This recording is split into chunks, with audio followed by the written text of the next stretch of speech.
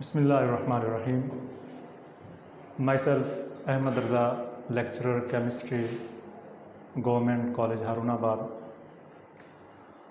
आज हम डिस्कस करने वाले हैं, लेक्चर नंबर 1 है फर्स्ट ईयर केमिस्ट्री का, chapter number 1 first year chemistry basic concepts. Basic concepts का मतलब ये होता है कि हमने जो भी केमिस्ट्री में टर्म्स पढ़नी है, जो भी केमिस्ट्री का पूरा स्ट्रक्चर है, उसमें जो जो चीज़ें यूज़ होनी है, जो जो टर्म्स यूज़ होनी है, वो सब हम इस चैप्टर में उनको सीखेंगे। चूँकि हम केमिस्ट्री पढ़ने जा रहे हैं तो इसलिए हमें पता होना चाहिए व्हाट इज़ केमिस्ट्री। केमिस्ट्री को आप डिफ़ाइन कैसे करेंगे? Chemistry, it is the branch of science which deals with structure, composition, properties of matter, changes in matter, and all the laws and all the rules which explains these changes. Structure का मतलब होता है appearance, body shape. Composition का मतलब होता है बनावट के किन किन कंपोनेंट, किन किन केमिकल, किन किन कंपाउंड से वो बॉडी मिलकर बनी हुई है। प्रॉपर्टीज़, जैसे अगर हम देखें मैटर की जो है वो प्रॉपर्टीज़ में देखें तो हम ये देखते हैं मेल्टिंग पॉइंट क्या है, बॉइलिंग पॉइंट क्या है, फ्रीजिंग पॉइंट क्या है, कलर क्या है, ऑर्डर क्या होता है, ये सारी चीज़ें हम प्रॉपर्टीज़ में देखते हैं। और मैटर में चेंजेस कौन सी आती हैं? बहुत कॉमन चेंजेस हम देखेंगे। जैसे पानी है, पानी को हम आग में रख दें तो वो वेपोराइज होना शुरू हो जाता है, वेपर फेज़ में, मतलब गैसेस फेज़ में आना स्टार्ट हो जाता है। और अगर हम पानी को ठंडा करना स्टार्ट कर दें तो वो पानी लिक्विड फेज़ से सॉलिड फेज़ में आना स्टार्ट हो जाता है। These are physical changes and all the laws which explain these changes. अगर हम केमिस्ट्री की डेफिनेशन पे थोड़ा सा ध्यान दें तो हमारा मरकज़, हमारा फोकस सिर्फ मैटर पे है।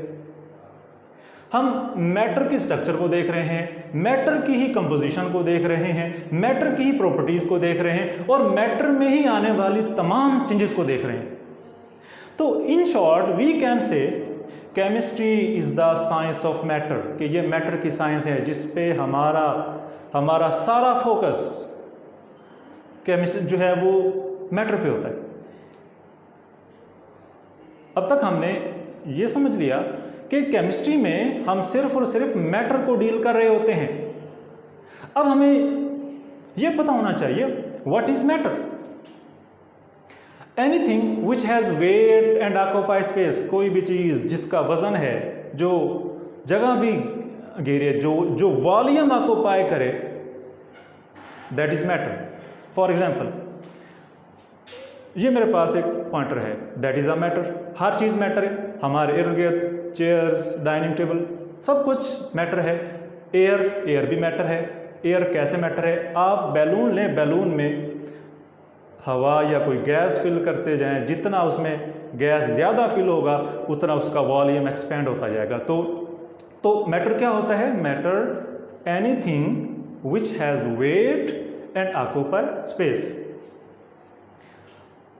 मैटर की बनावट क्या है? मैटर किस चीज़ का बना होता है? जैसे हम इस बिल्डिंग को लें तो तमाम बिल्डिंग्स जो होती हैं उनका जो बेसिक यूनिट होता है, जो उनको बनाने वाला बेसिक यूनिट होता है, वो ईंट है। तो मैटर की कंपोजिशन क्या है? मैटर किस चीज़ का बना हुआ है? तो matter is made up of atoms.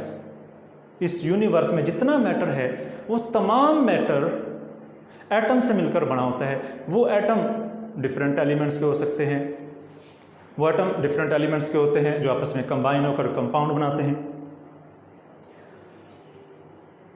Matter atom से बनता है, एटम्स मिलते जाते हैं, कंपाउंड बनते जाते हैं, मुख्तलिफ चीज़ें बनती जाती हैं, पूरा मैटर बन जाता है। What is atom? अब हमें ये पता होना चाहिए कि एटम क्या होता है। Atom is the smallest particle of an element. Atom is the smallest particle of an element which takes part in chemical reactions and may और may not exist independently. Atom के बारे में 3 चीज़ें हैं।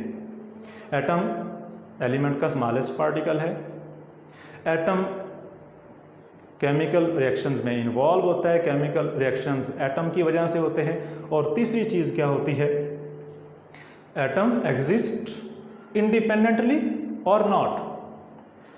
सिर्फ नोबल गैसेस ऐसे element हैं, for example helium, neon, argon, krypton, xenon, जो इंडिपेंडेंट एटम्स की फॉर्म में एग्जिस्ट करते हैं। नोबल गैसेस के अलावा बाकी तमाम एलिमेंट्स जो हैं वो इंडिपेंडेंट एग्जिस्ट नहीं करते, they exist in the form of molecules. Molecules को हम बाद में देखेंगे। हिस्ट्री ऑफ एटम हम जो पढ़ते हैं कि पूरा केमिस्ट्री मैटर को डील करता है, और मैटर के अंदर जो उसको डिफाइन करता है, जो मैटर की प्रॉपर्टीज डिसाइड करता है, जो मैटर जिस चीज़ का बना है वो एटम है। एटम का नेम कैसे पड़ गया, एटम का नेम किसने रखा? तो एटम जो है, atom derive from Greek word, atom derive from Greek word atomos, लातीनी में इसको एटोमियो कहते हैं। एटोमोस ग्रीक वर्ड है, एक मतलब होता है, एक मतलब है नॉट, और टोमोस मीन कटेबल, डिवाइडेबल। तो एटोमोस का मतलब है इनडिविजिबल, नाकाबिले तकसीम। कि एटम जो वर्ड है वो ग्रीक वर्ड एटोमोस से निकला है, जिसका मतलब होता है इनडिविजिबल, नाकाबिले तकसीम। कि ये मैटर का वो स्मॉलेस्ट पार्टिकल है जो इतना छोटा होता है जिसको मज़ीद तोड़ा नहीं जा सकता।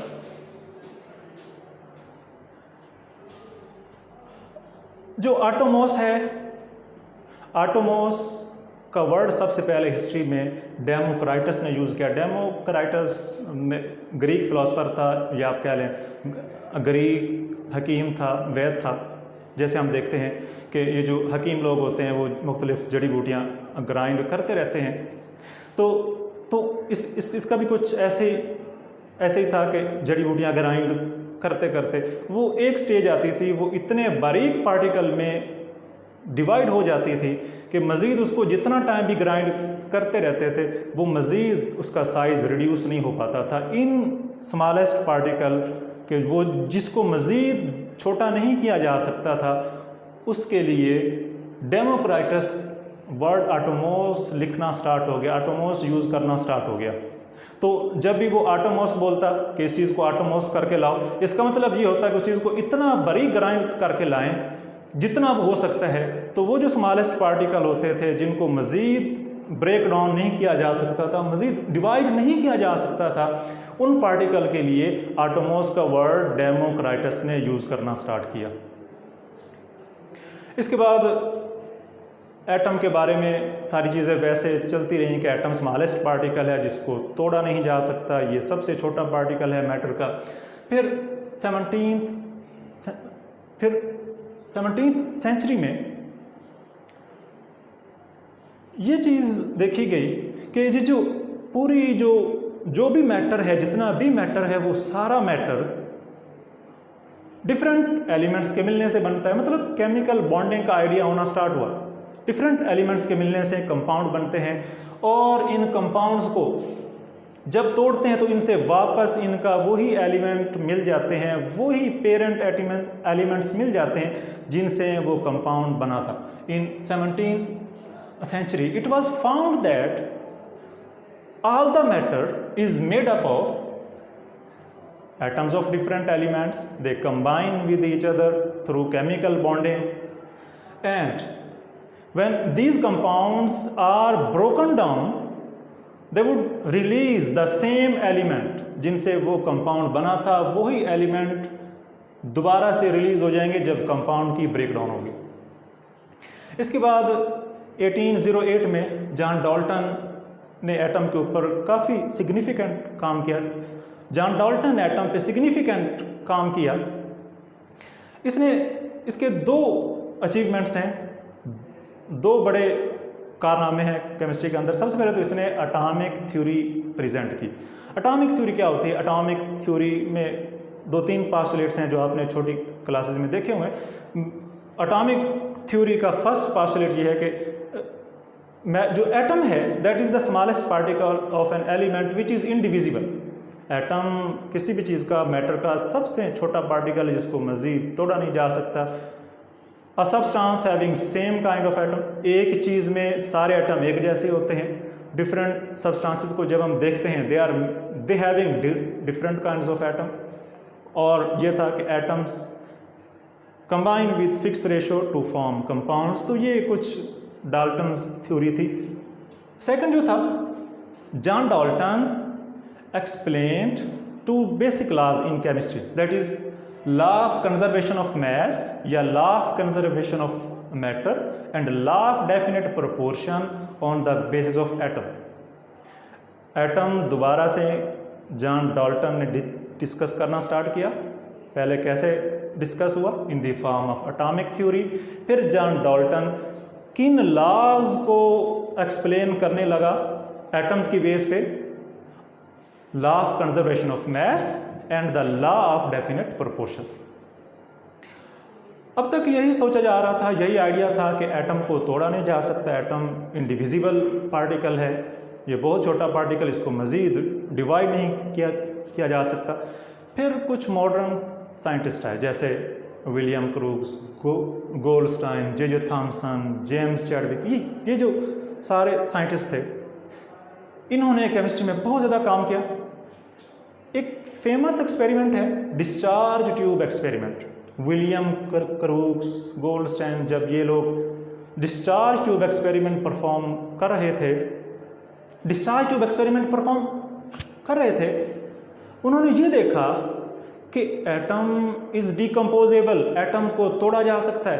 पुराना जो व्यू था एटम इनडिविजिबल, एटम को तोड़ा नहीं जा सकता, ये जो आइडिया था इसको सबसे पहले इन मॉडर्न साइंटिस्ट ने ब्रेक डाउन कर दिया कि एटम डिवाइड हो सकता है, एटम को तोड़ा जा सकता है। एटम से भी छोटे छोटे पार्टिकल्स हैं जिनको कहते हैं सब एटॉमिक पार्टिकल्स। एटम के अंदर मोर देन 100 सब एटॉमिक पार्टिकल्स मौजूद होते हैं, जैसे electron, proton, neutron, neutrino, anti neutrino, hadron, pion, muon, ये सारे जो सब एटॉमिक पार्टिकल्स हैं, ये सारे सब एटॉमिक पार्टिकल्स एटम से भी छोटे होते हैं। They actually make the atom. इन तमाम सब एटॉमिक पार्टिकल्स में से 3 पार्टिकल्स ऐसे हैं जो एटम्स की तमाम प्रॉपर्टीज को डिसाइड करते हैं। They are electron, proton and neutron. Atom की जो फंडामेंटल प्रॉपर्टीज है, जो फंडामेंटल सारी उसके जो बिहेवियर है, जो उसकी प्रॉपर्टीज हैं, they can explain only by 3 kind of particle, या हम ये कह सकते हैं एटम की तमाम बेसिक या फंडामेंटल प्रॉपर्टीज को हम 3 पार्टिकल्स की हेल्प से अंडरस्टैंड कर सकते हैं, समझ सकते हैं। These are electrons, protons and neutron. These 3 particle are also called fundamental particles. इसके बाद जो सिग्निफिकेंट नाम है जिसने एटम पे मज़ीद काम किया, दैट इज़ जैकब बेrzelius। जैकब बेrzelius ने थाउजेंड्स ऑफ एक्सपेरिमेंट परफॉर्म किए, तकरीबन 1 डेकेड्स तक, 10-15 साल तक बेशुमार एक्सपेरिमेंट परफॉर्म किए, और उन एक्सपेरिमेंट्स के रिजल्ट में इसने मुख्तलिफ चीज़ें सीखी। और जब कंपाइल किया तो 2 बड़ी इंपॉर्टेंट चीज़ें सामने आई जैकब बेrzelius की काम के नतीजे में, जैकब बेrzelius के रिसर्च के नतीजे में। एक था डिटर्मिनेशन ऑफ एटॉमिक मैसेज। सबसे पहले एटॉमिक मैस कैलकुलेट करने का आइडिया, एटॉमिक मैस कैलकुलेट करने का जो मेथड था वो जैकब बेrzelius ने इंट्रोड्यूस करवाया। दूसरा इसका काम क्या था? ही used symbols for the elements. Actual में जैकब बेrzelius जब एलिमेंट्स को लिख रहा था तो आसानी के लिए, लेबर बचाने के लिए, वो पूरी स्पेलिंग लिखने की बजाय फर्स्ट वर्ड यूज़ करना स्टार्ट हो गया। जैसे हाइड्रोजन है तो हाइड्रोजन को पूरा हाइड्रोजन लिखने के बजाय एच लिखना स्टार्ट हो गया। नाइट्रोजन को पूरा नाइट्रोजन की स्पेलिंग लिखने के बजाय फर्स्ट वर्ड एन लिखना स्टार्ट हो गया। ऑक्सीजन पूरी स्पेलिंग की बजाय ओ से लिखने लगा। और सोडियम, जिसको नेट्रियम कहते हैं, इसको फर्स्ट 2 लेटर से रिप्रेजेंट करना स्टार्ट हो गया। तो इस तरह ये जो एलिमेंट्स को जो एलिमेंट्स को सिंबल्स की फॉर्म में रिप्रेजेंट करना, सिंबल्स की फॉर्म में एक्सप्रेस करने का जो आइडिया था, ये दूसरे लोगों को बहुत पसंद आया और ये एक ट्रेंड बन गया। तो जैकब बर्जेस के दो बड़े काम हैं, एक उसने एटॉमिक मास डिटरमिन करना स्टार्ट किया जो कि बहुत एक्यूरेट थे, और दूसरा जो था he introduced a system for the symbols of different elements. Last पे मौजूदा जो करंट व्यू है हमारा एटम्स के अबाउट, वो क्या है?